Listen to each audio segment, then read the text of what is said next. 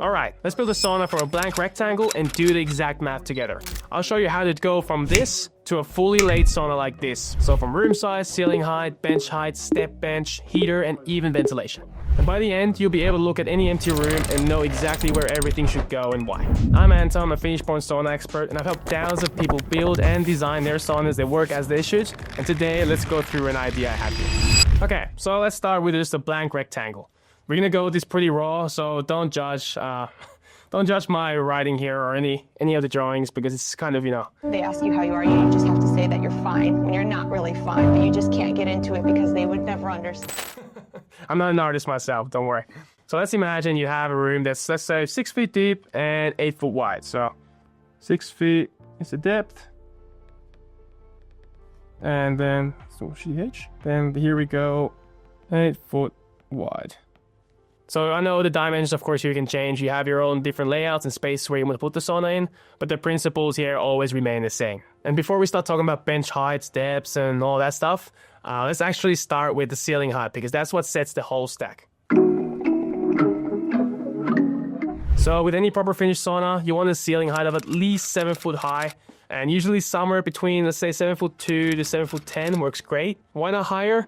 Because the hottest and steamiest air, the lily pocket, is always up near the ceiling, and if you want to go higher, you need a bigger space to, you know, build up those tiers up to that highest bench, because you don't want the highest bench to be very low. So rule number 1, ceiling height should be at least 7 foot.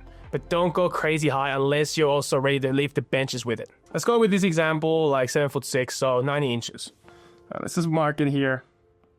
Ceiling is 90 inches. Sorry, I have feet and inches here and mixed, but what you gonna do? Now we set the upper bench, the place you're actually gonna be sitting in most of the time. And to show you that, let's change it a little bit perspective. The first one here is gonna be, you know, from the top field down. So let's go more from the side. So the side view angle here. So we did the 6 foot depth, so that's what, 72 inches. So here's the side view, so this is gonna be 72 inches. So it's basically from the side, like I said. So, and the height was 90 inches. So 7'6", I think that was.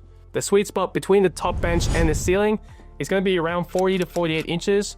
I personally like around 44 to 47. So let's go, let's say with 46 inches here. So let's make the bench. This is not gonna be in proportion, so don't worry about it. It's gonna be all over the place probably. So let's make the bench somewhere here so we have enough space to go down. Here's going to be basically the top bench, something like that. It can be a little bit longer. Let's make it a little bit deeper there. Like that. So that's going to be 46 inches from the ceiling. So this distance to this distance here. So why do I say 40 to 48 inches? Well, because if it's less than 40 inches, it feels really cramped and you might hit your head every time you get in the sauna. So you don't want to be right at the ceiling level. But then again, if it's more than 48 inches, then the loaded pocket is above you and you miss out on the best heat. So you want to kind of position yourself in there a little bit. So to make it simple, the top bench height is 90 inches minus 46. So that means 44 inches off the floor. That's going to be your first anchor piece. You can adjust that 46 inch number if you're a bit taller or the ceiling is a bit different, but I would still stay in that 40 to 48 inch range. Now let's start building the ladder under the top bench. So the typical drop between the top bench and the foot bench where your feet are going to be resting is around 15 to 18 inches. So that gives you then a comfortable step height when you climb in there, and also the distance from your feet can be in the warm zone. So you don't want to go too low either. So with this layout, let's go with 17 inches as an example. So we're just going to draw here second bench. So basically it's going to be like on the walls. It looks like it's going to be, you know, floating, but it's going to be from wall to wall in this case, just to make it simple here and kind of clear. So here will be the foot bench, and let's a little bit lower there, like here. And this distance here would be that 17 inches. So from the floor to the top bench, the height was 44 inches. So minus 17 from that, it's 27 inches off the floor. Now we add the step that you use to climb onto the foot bench, and from there to the top bench. You usually want this step height to be around like a normal stair, so I would say 7 to 9 inches from the floor. Or if you're doing a movable step, then it could be like 7 to 10 inches. But let's pick in this case like an 8 foot movable bench. So we put that bench here. It's gonna be sitting on legs, this movable bench on the floor. And this distance here Oh yeah, by the way, this should be also all the way to there, because that's the top. So this distance here is gonna be 8 inches. If you're wondering what the heights are from the floor up, so the step bench is gonna be 8 inches off the floor, foot bench is gonna be 27 inches off the floor, and the top bench is gonna be 44 inches. And the ceiling is, like we went through already, a 90-inch ceiling. Already here, we have a really functional vertical stack. So we've gone a long way already, just, we know, like 5 minutes. So let's tie all of these into the heater height itself. So the golden Finnish rule is that your feet should be at or above the top of the stones. Why is that? That's because hot air rises off the heater. The coldest air is going to be stuck at the floor level, and if your feet are on the floor, they will sit in the cold zone while your head is in the hot zone cooking. Cold feet, cooked head, terrible experience. So you want this foot bench height to be at or above the stone level of the heater, ideally around 48 inches, but of course many people won't be able to achieve that, so you want to try to be at least closer to the top edge of the stones rather than the bottom of the heater. And it is better to be above the heater if you can, of course. Let's say your heater's height is 28 inches. In this current layout, the foot bench is at 27 inches, so it's good for Lulu already and doesn't really matter the few inches here or there. The main thing is that you're closer to being above the stones than below, but of course it is better to be higher than the stones if you can, but here in this case, 1 inch doesn't really matter. So to show you how that would look like, let's put a heater here, like a wall-mounted heater. You see that here's going to be the top level of the foot bench. So the heater would basically be in this situation like this would be here, the heater like that. So it'd be a little bit you'd be just below the stones, but you're still fine. Of course, you want to be, if you can, you want to mount the heater like this, and the stones would be like this. And then here, this distance would be that 4 to 8 inches, if you can. Of course, it's better to be higher than too low. Now we know how a vertical stack looks like, so let's move on to the top-down view. Let's just do a simple L-shaped bench, which works great for this room. Of course, before you might have noticed that we didn't do an L shape. The bench would have stayed like, here. We've gone also, it doesn't really matter. It's pretty irrelevant here. So let's just focus on the top view and put the L-shaped bench there. So let's just draw here, bench like that. Oh, sorry, let's make it L shape. So like that, and then you can go like that. So it looks great. Well, let's go a little bit shorter actually, like that.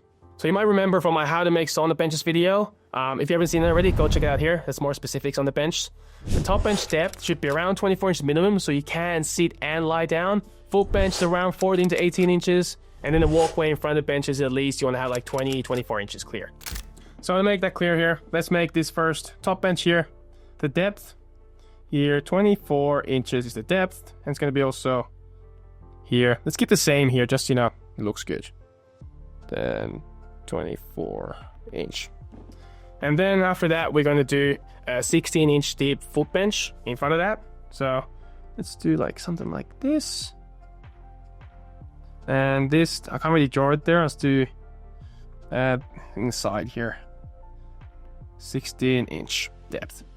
And then lastly, you want to have the 20 to 24-inch walkway in the front. So if we have here 72-inch depth sauna, so 24 plus 16, that'll be 40 inches. So we have already 32 inches here clearance here. So it's not a problem, but of course we still want to have that step bench like I mentioned before. So with this bench here, I would make it movable, so you can tuck it away a little bit under the foot bench and the back bench, or the top bench, sorry. So let's make here a little square, it's a movable bench. These would be then, tucked some will be under here, so to make that clear, I would probably do it like this. So it is kind of, hiding a little bit under that foot bench, so it doesn't need to completely stick out. And the depth of that foot bench, you can see what makes sense in your space. So you can make it skinnier, you can make it wider or deeper, and it's really up to you what you prefer and what you think is best for your situation. So I won't give any exact details on that. It's fairly simple, 4 legs, flat bench there, and just step up on that. And let's also mark here the 32-inch walkway space here. So where would we place the heater here? So I would place it in this situation in the left bottom corner here, or front left when you get in the sauna.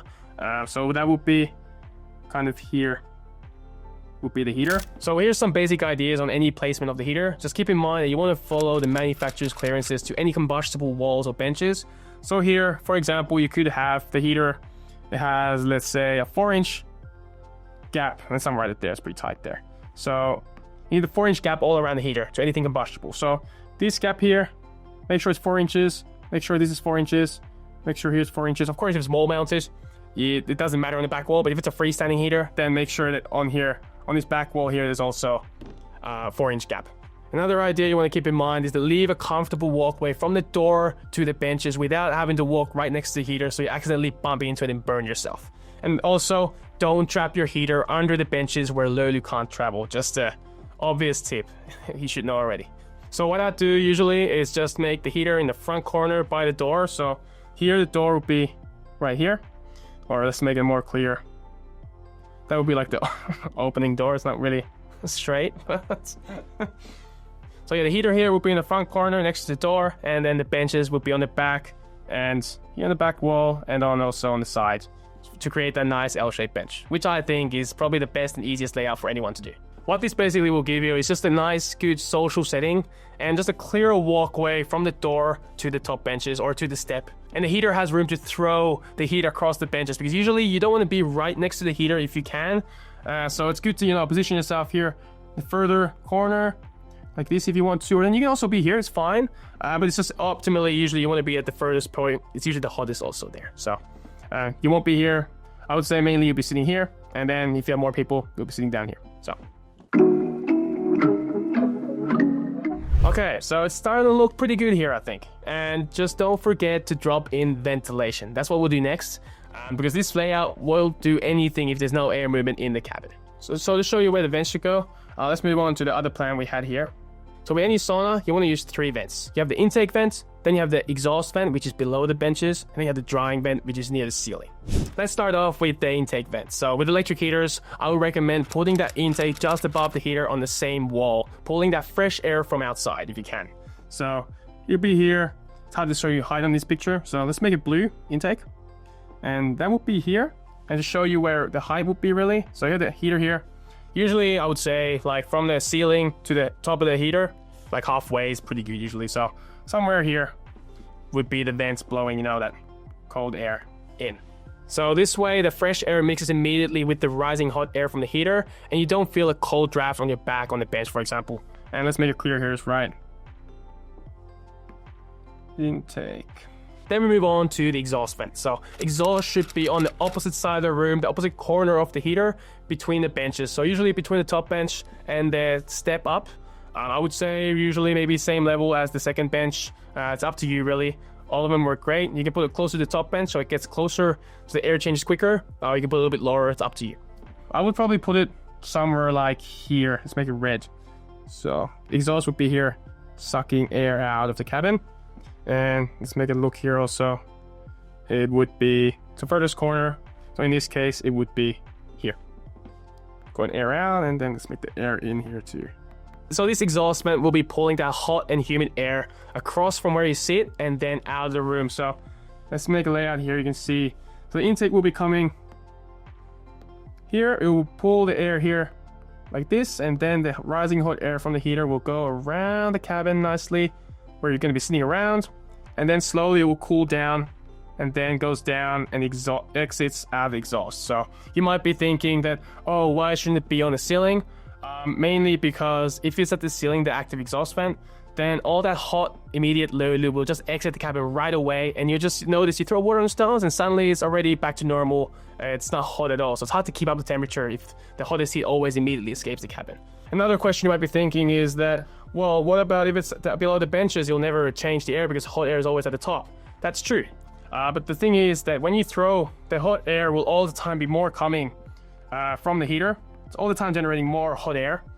So how it works is that it will come here, and then when the air's been here for a while, it will just drop. So that will end up being cold when this hot air here is going to be pushing then the air from here down, and it's going to be cooled down, and always cold air goes down to the floor because it's heavier than hot air is. So it will go down eventually and outside the cabin. One more thing I want to mention here is that I recommend using a mechanical fan if you can, because that way you control the airflow really precisely and just makes a more controlled environment compared to any gravity-based ventilation where it can, you know, change depending on the airflow in general in the house or then outside where you want it to be.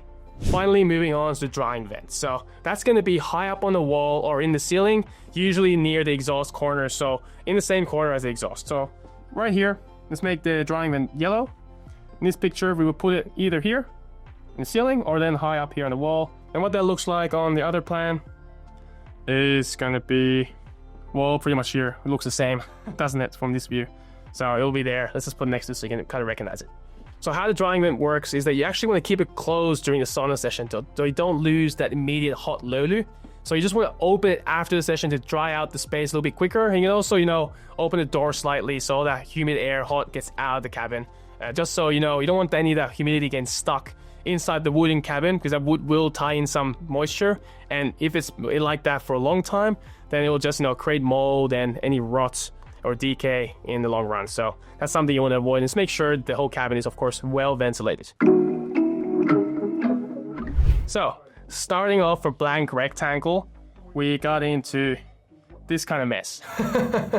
So our logic was to begin with, if you remember, pick that ceiling height of at least 7 foot, not too high either, and then set the top bench from the ceiling, which is 40 to 48 inches. Top bench to the foot bench, 15 to 18 inches, and make sure the foot bench is at or above the stone level if you can. And then lastly, add a step bench, which is around 7 to 9 inches high.